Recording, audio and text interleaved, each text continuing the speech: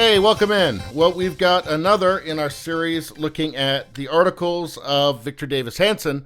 He writes a lot more articles than he does, Fox News appearances. And with these, we get a lot more meat on the bone than we do in just like a 3-minute segment on Fox News or wherever.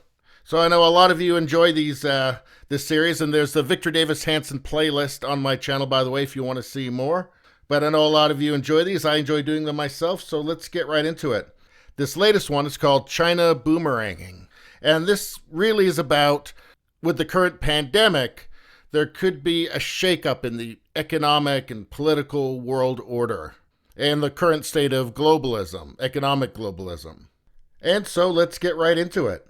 Its bad behavior in the wake of COVID-19 will leave it in its weakest global position in memory, and the U.S. will emerge stronger. Now he's talking about the Chinese Communist government there. Sometime in late November, the Chinese Communist Party apparat was aware that the ingredients of some sort of an epidemic were brewing in Wuhan. Soon after, it was also clear to them that a new type of coronavirus was on the loose, a threat that they might have taken more seriously given the similar Chinese origins of the prior toxic SARS coronavirus and the resources of a level 4 virology lab nearby. Yet the government initially hid all that knowledge from its own people in particular, and in general from the world at large.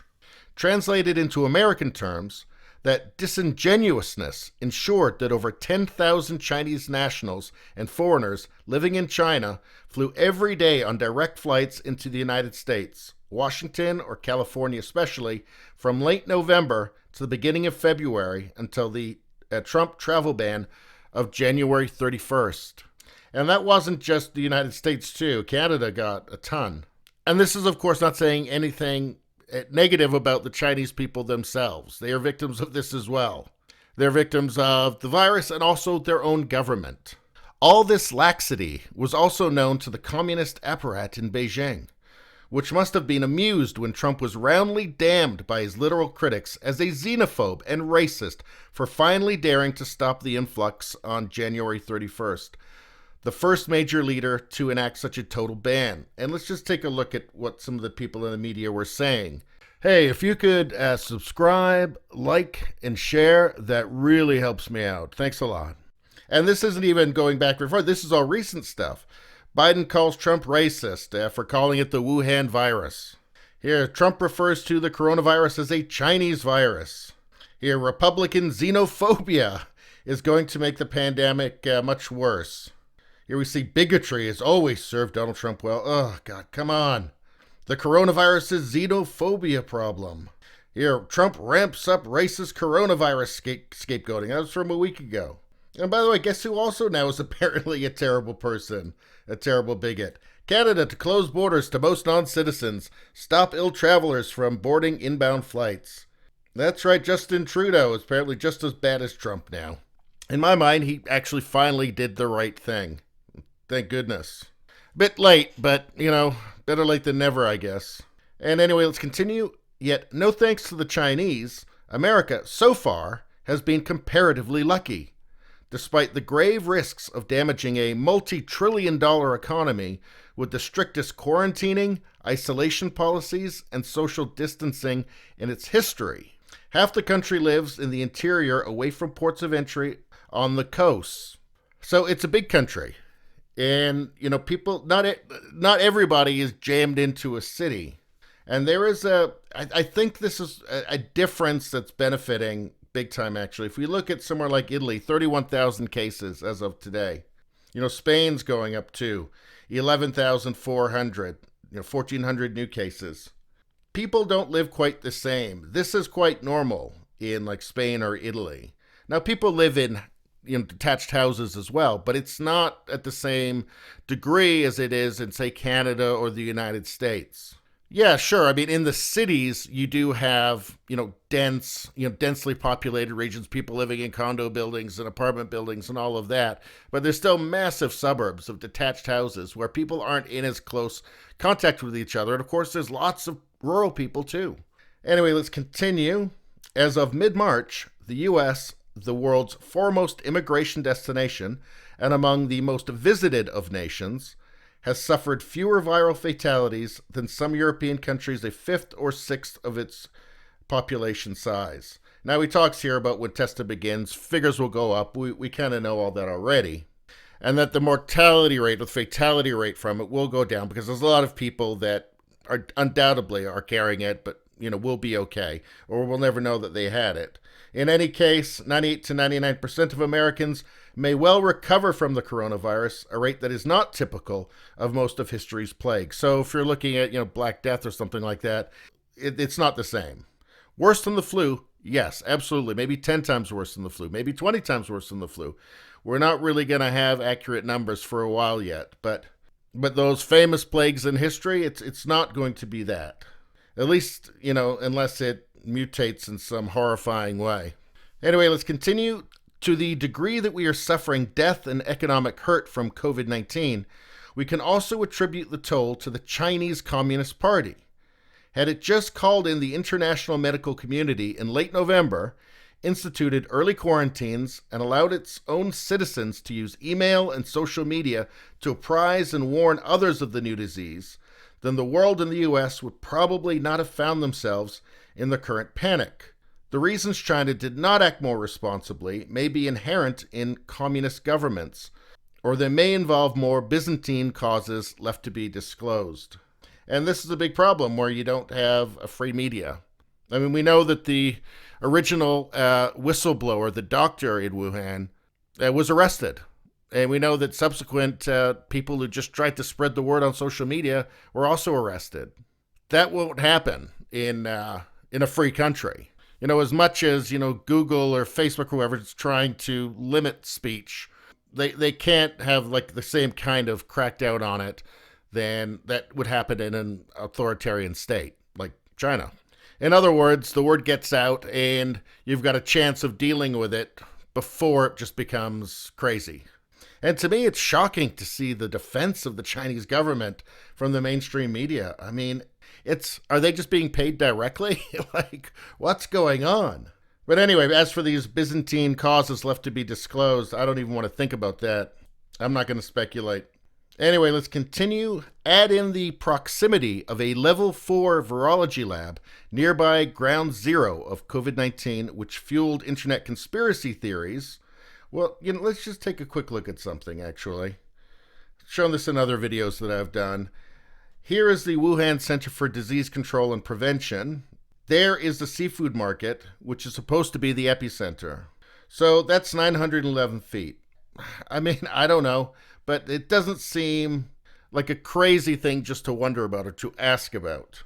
I mean, it's right there. Anyway, the weird rumors about quite strange animals, such as snakes and pangolins, birthing the infection in primeval open meat markets stocked with live animals in filthy conditions in cages. Well, yeah, but I mean, these things do cross species. Weird rumors. I mean, we know that actually is a thing, and they've shut those markets down since. Maybe to never open again. Hopefully not, actually. Anyway, let's continue. The pirated videos of supposed patients dropping comatose in crowded hospital hallways. With all of that, we had all the ingredients of a Hollywood zombie movie adding to the frenzy. And yeah, I mean, I saw those videos and it was scary. It's still scary. It's very unsettling. I mean, hockey's canceled, for God's sakes. That's not right. That's not supposed to happen. Anyway, let's continue. And also, too, let's take a look at one other thing here. Anyway, something that it makes me a little bit nervous is some of the uncertainty around this. Like Italy here, 31,000 cases, 2,500 deaths. So that's, 6-7% mortality rate there. Take a look at South Korea, 8,300. You've got 81 deaths. So that's 1%. So something is different between these two. And there's kind of a wide range of percentages here. Hopefully this will all clear up a little bit better. Well, it will clear up once we have clearer numbers of how many people actually were infected. But anyway, this just seems strange to me. It makes me wonder, is there two different strains? Anyway, the point is that, yeah, there is some kind of sense of unease around the whole thing. It's not the zombie apocalypse, but something ain't right.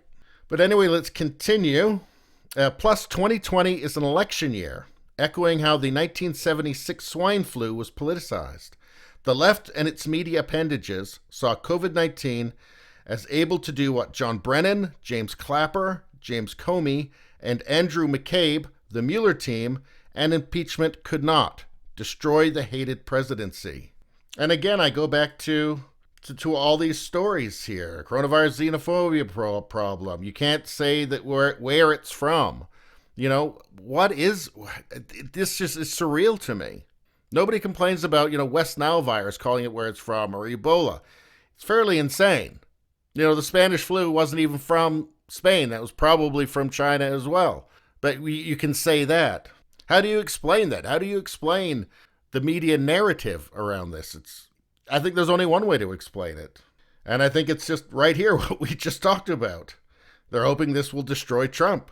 Anyway, let's continue. China will rue what it begat.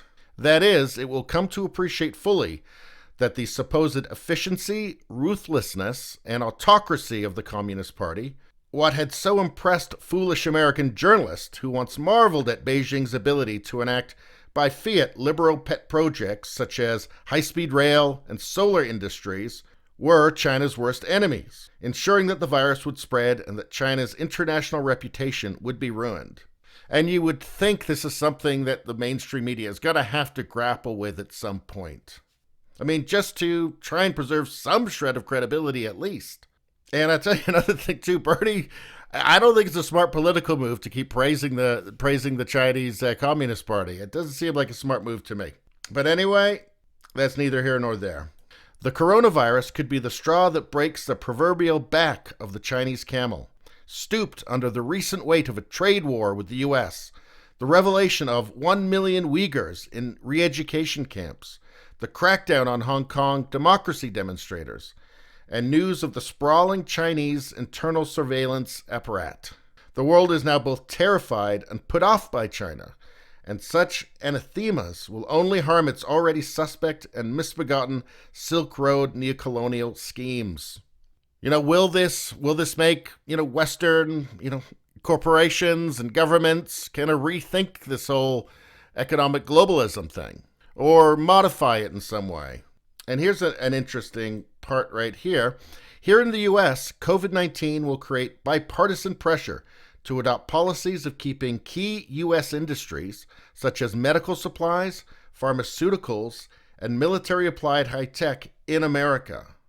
And that's something that Trump kind of ran on, was bringing industry back, bringing manufacturing back from places like China. And that brings us to, something else here. China hints at denying Americans life-saving coronavirus drugs. Coronavirus spurs U.S. efforts to end China's chokehold. U.S. is too dependent on China for vital drugs. China threatens to withhold COVID-19 vaccine. That's from 4 days ago. Here's another one. Chinese media says country could withhold medication. They can threaten to cut us off from our pharmaceutical supplies. They could trigger a domestic problem here that would make it difficult for us. China threatens to withhold all medical exports to the U.S. So they obviously see that the dependency. I mean, I think 97% of the pharmaceuticals in the United States, I think a similar number in Canada, are, I think across all the Western countries, are made in China. And they see that as leverage now. I mean, it's a threat. It's a very, very dire threat with dire, dire consequences. I mean, surely that will provoke some sort of a long-term response. But we'll see. I mean, I'm kind of never stopped being amazed by what I see in the world today. Anyway, it goes on. Although we cannot see it now, spin-off effects from the panic and frenzy will eventually fuel more economic recovery. Oil prices are nearing record modern lows, ensuring cheap gas for spring and summer American drivers. Cheap mortgages and car loans likewise will spur buying, as will relief once the virus wanes and splurging ensues. It will be salutary for Americans to once again appreciate the value of muscular labor, as those who grow food, transport it, and provide us energy and sanitation while protecting us from danger, foreign and domestic, have allowed millions of Americans to stay home, sequestered and quarantined, but safe with plenty of food, water, and uninterrupted sanitation and public safety. In these days of crisis, we should not forget that millions of often unmentioned Americans have made us the world's greatest energy and most diverse food producer, a singular position that China, with over 4 times our population, envies. And I find this very interesting because there does seem to be such, again, in all Western nations, between the city and the rural areas. There's a big divide, politically and philosophically and everything. And the people in the cities don't respect the rural people. They don't respect the people who provide the food, for instance. And I wonder if you will see a change. I wonder if he's right about this, that maybe there'll be kind of a philosophical change in the cities. I don't know. Maybe it's wishful thinking, but maybe it's possible. I don't know. Anyway, we're in the home stretch here, so let's finish it off. Before the outbreak, China was trying to game its trade war in terms of how best to hurt the hated Trump administration.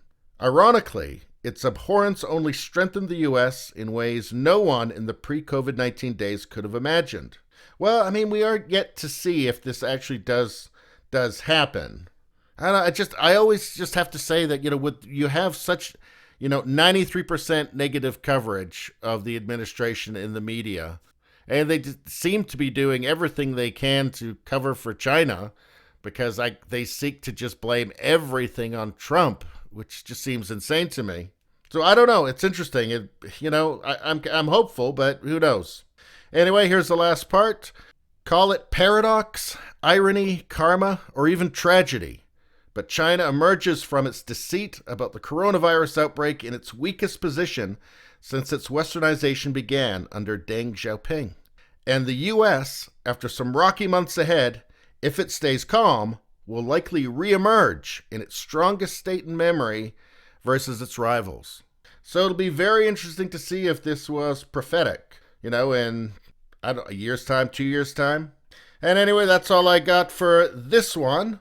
Thanks very much for tuning in. Please subscribe, because if you're watching this on YouTube, the algorithm does not want to show you this kind of content at all. So you're going to have to subscribe if you want to see more.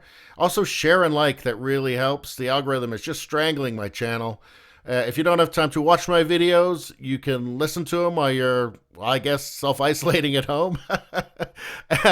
Radio BALONEY, it's on every platform. It's Apple Podcasts, Google Podcasts, iTunes, Spotify, Spreaker, CastBox, Podchaser, Podcast Addict, every platform basically, like 20 more.